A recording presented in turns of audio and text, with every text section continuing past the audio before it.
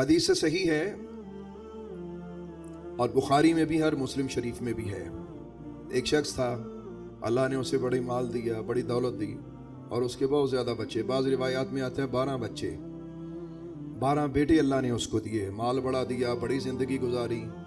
اور جب اس کو محسوس ہونے لگ گیا، پہلے لوگ کہتے تھے، بڑا ایک مشہور مقولہ ہے، حکماء بھی یہ کہتے ہیں کہ بیمار نہ ہونے دو اپنے آپ کو، اور بیماری بندے کی اپنے اختیار میں تو نہیں ہے. وہ کہتے ہیں جب بندہ بیمار ہونے لگ جاتا ہے سمجھو کہ وہ آخرت کا سفر شروع ہو چکا، لہذا بیماری نہ ہونے دو. وہ اتنا بیمار ہو گیا، اس کو یقین ہو گیا کہ اب میرا سفر آخرت آ گیا ہے. اس نے اپنے بچوں کو کہا کہ بچوں دیکھو میں تمہارا باپ ہوں، تم نے میری بات ماننی ہے. بچوں نے کہا جی بابا آپ حکم کریں، آپ فرمائیں. اس نے کہا بات سنو، جب میں دنیا سے چلا جاؤں، جب میرا روح نکل جائے تو میرے جسم کے ٹکڑے ٹکڑے کرنا. اس نے کہا بابا آپ یہ کیا کہہ رہے ہیں؟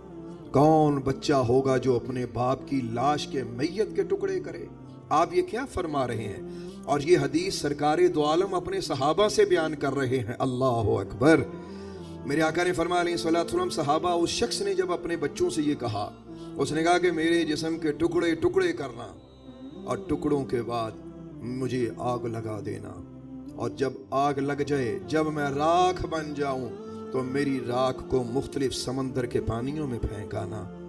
جب بچوں کے سامنے باپ نے یہ کہا، بچے رونے لگ پڑے. انہوں نے کہا بابا یہ کیڑے کام کراتا سانو، ایک تیرا غم اور اوپر سے لوگ تماشا بنے گا، وہ کہیں گے باپ نو وڑ دیتا ہے، پھر آگ لگا دی، یہ کیا؟ اس نے کہا میرے بچے ہو تو تمہیں یہ کرنا پڑے گا.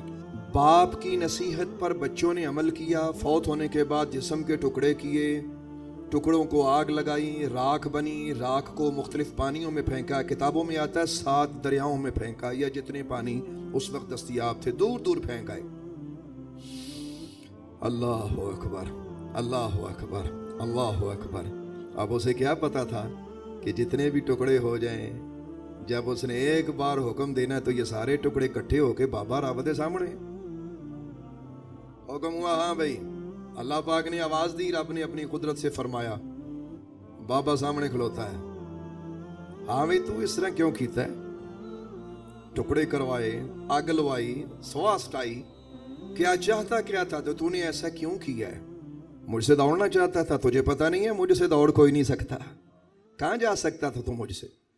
اب وہ اپنے وجود کو دیکھے کہ میں نے تو اتنے ٹکڑے کروائے تھے اور اپنے آپ کو جلایا تھا، یہ پھر میں اس کے سامنے پورے وجود کے ساتھ کھڑا ہوں. تو اللہ تبارک و تعالیٰ نے فرمایا بتا تو نے ایسا کیوں کیا تھا؟ دوڑنا چاہتا تھا، بھاگنا چاہتا تھا، میرا سامنا نہیں کرنا چاہتا تھا. اس نے ہاتھ جوڑ کے عرض کیا، اور سونے ربا تیتھوں ڈر لگتا سی. اللہ اکبر. تیری حاضری سے ڈرتا تھا کہ تیرا سامنا کیسے کروں گا، تیرے سامنے کیسے آؤں گا.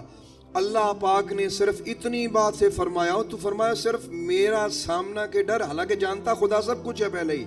فرمایا اتنی بات سے تو نے اپنے ٹکڑے کر لیے، اپنے آپ کو آگ میں جلا دیا، اور اتنی دور تو نے اپنے آپ کو پانیوں میں پھینکوایا.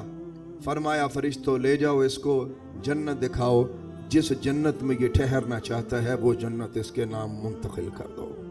اللہ اکبر، اللہ اکبر. اب جب اس نے یہ کرم دیکھا، اس نے یہ فضل دیکھا، تو رو کے کہنے لگا، ہائے ہائے مجھے کسی نے بتایا نہیں تو اتنا مہربان ہے. مجھے پتا ہوتا تو اتنا کریم ہے، میں اپنے ٹکڑے کیوں کرواتا. مجھے پتا ہوتا تو اتنا مہربان ہے، میں اپنے آپ کو آگ کیوں لگواتا. مجھے پتا ہوتا تو اتنا کریم اور اتنا مہربان ہے، میرے اللہ میں پانیوں میں اپنی راکھ کیوں پھینکواتا. کچھ یہی حال ہمارا ہے، ہمیں نہیں پتا ہمارا اللہ کتنا مہربان ہے، ہم بھول چکے ہیں. ایک سوال اور اس کا ایک جواب. یا اللہ یہ بنی اسرائیل کا واقعہ ہے، یہ امت محمدیہ کا واقعہ نہیں ہے. وہ جو بزرگ بابے جس کی بات میں نے آپ کو سنائی ہے، یہ بزرگ بابا جو تھا یہ بنی اسرائیل کا ہے. تو یا اللہ جب بنی اسرائیل کے لوگوں کے ساتھ تیری رحمت کا یہ تقاضا ہے، تو بتا امت محمدیہ کے ساتھ تیرا انداز کیا ہوگا.